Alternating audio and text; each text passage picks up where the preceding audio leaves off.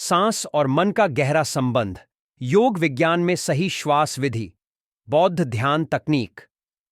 सांस और मन का संबंध, हमारी सांस और मन का एक गहरा, अदृश्य लेकिन अत्यंत शक्तिशाली संबंध है। जब हमारा मन अशांत होता है तो हमारी सांसें तेज और अनियमित हो जाती हैं। इसके विपरीत, जब हम शांत और स्थिर होते हैं तो सांसें गहरी और सहज होती हैं। योग विज्ञान और बौद्ध ध्यान तकनीकों में सांस को नियंत्रित करके मन को शांत करने की विधि सदियों से प्रमाणित है। सही श्वास विधि, राइट वे ऑफ ब्रीथिंग। 1. अनुलोम विलोम प्राणायाम। नाक के एक छिद्र से श्वास लेना और दूसरे से छोड़ना।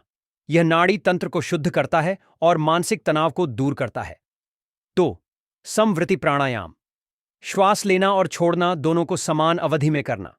इससे मन स्थिर होता है और ध्यान गहरा होता है। 3. Box breathing, box breathing. 4 गिनती में सांस लेना, 4 गिनती तक रोकना, 4 गिनती में छोड़ना और फिर 4 गिनती तक रुकना। यह तकनीक ध्यान और मानसिक संतुलन के लिए अद्भुत है।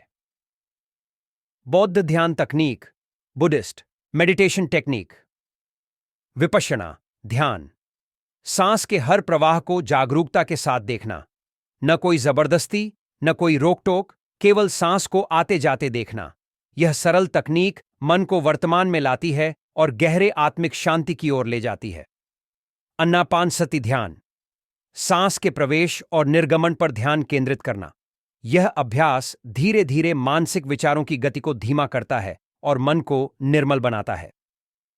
निष्कर्ष, यदि हम सही श्वास लेना सीख जाएं तो न केवल हमारा शरीर स्वस्थ रहेगा बल्कि मन भी शांत और केंद्रित होगा।